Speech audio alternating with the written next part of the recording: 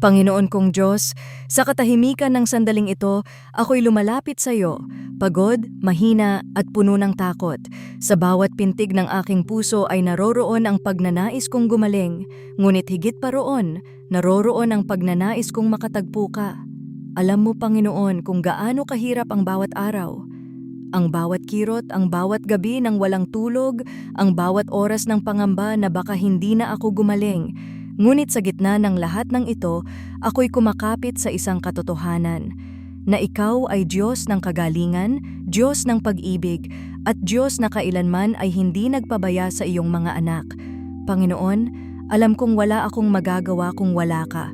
Ang aking katawan ay mahina, ang aking isip ay napapagod, ngunit ang aking kaluluwa ay sabik na sabik sa inyong presensya. Hindi ko alam kung bakit mo pinahintulutan ang karamdaman na ito, ngunit alam kong may layunin ka. Kung ito man ay pagsubok, naway matutunan kong tanggapin ito ng may pananampalataya. Kung ito man ay paraan mo upang ako'y mapalapit muli sa iyo, salamat Panginoon dahil kahit sa sakit, naroon ang pagkakataon na maramdaman ang iyong pag-ibig. Sa oras na ito, ako'y nagpapakumbaba sa iyong harapan. Inaamin kong minsan ay nawawalan ako ng pag-asa. Minsan ay nagtatanong ako, bakit ako Panginoon? Ngunit sa bawat pagluha, naririnig mo ako at sa bawat hinga, naroon ang inyong buhay na patuloy na ibinubuhos sa akin. Panginoon, alam kong kayang-kaya mong pagalingin ako. Walang sakit na mas malakas sa'yo, walang karamdaman na hindi mo kayang gawan ng himala.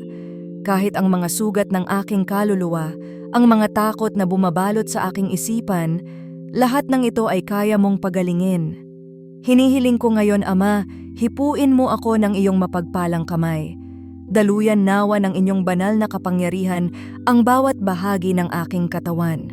Kung may selula mang hindi gumagana ng tama, ayusin mo ito.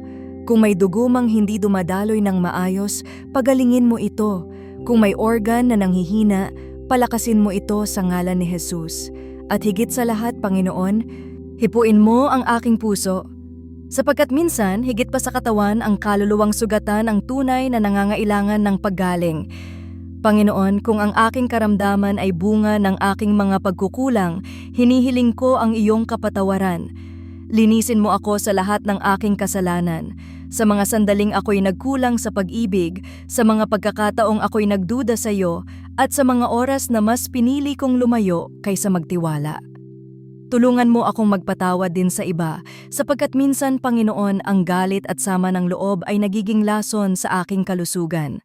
Tanggalin mo ang lahat ng pait at kapaitan sa aking puso. Palitan mo ito ng kapayapaan, sapagkat alam kong sa kapatawaran nagsisimula ang tunay na kagalingan. Ngayon, isinusuko ko sa iyo ang lahat. Ang aking katawan, aking isip, aking puso, at aking kaluluwa. Kung kalooban mong ako'y gumaling, salamat sa biyayang iyon. At kung nais mong ako'y manatili pa sa pagsubok na ito, naway bigyan mo ako ng lakas upang magtiwala hanggang wakas.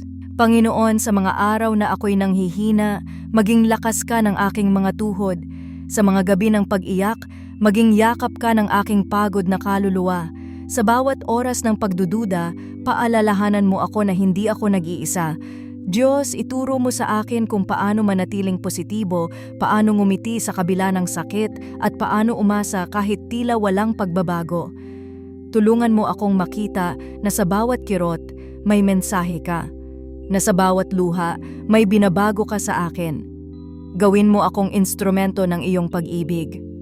Upang kahit ako'y may karamdaman, makapagbigay pa rin ako ng pag-asa sa iba. Naway maging patotoo ang aking buhay na ikaw ay Diyos na tunay na nagpapagaling. Hindi lamang ng katawan, kundi pati ng puso. Panginoon, itinataas ko rin sa iyo ang mga taong nag-aalaga sa akin. Ang aking pamilya, mga kaibigan, at mga manggagamot.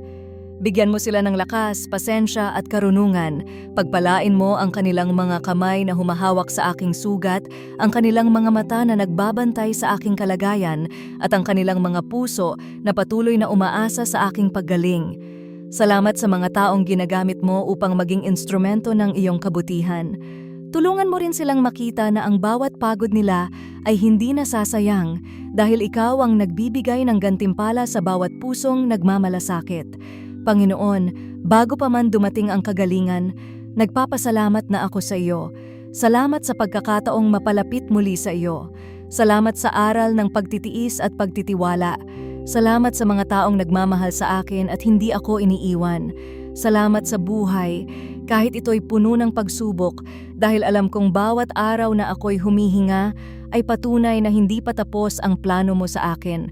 Turuan mo akong laging magpasalamat sa gamot na iniinom ko, sa pagkain na nagpapalakas sa akin, at sa bawat maliit na himala ng pagbangon araw-araw. Dahil ang tunay na himala, Panginoon, ay hindi lamang ang biglang paggaling, kundi ang puso na natutong magtiwala sa iyo sa bawat sandali. Panginoon, sa bawat pintig ng aking puso at bawat hinga ng aking buhay, itinataya ko ang aking pananampalataya sa iyo. Kahit ako'y mahina, ikaw ang aking kalakasan. Kahit ako'y nalulumbay, ikaw ang aking pag-asa. At kahit ako'y may karamdaman, alam kong sa iyo ako ay buo. Pagalingin mo ako, Panginoon, hindi lamang sa aking laman, kundi sa aking kaluluwa. Pagalingin mo ang aking mga sugat, ang aking mga takot, ang aking mga alalahanin.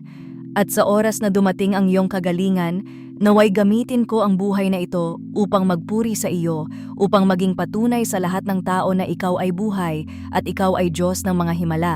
Sa ngalan ni Jesus, ang dakilang manggagamot, ang aking tagapagligtas, ang aking Diyos na nagpapagaling. Amen.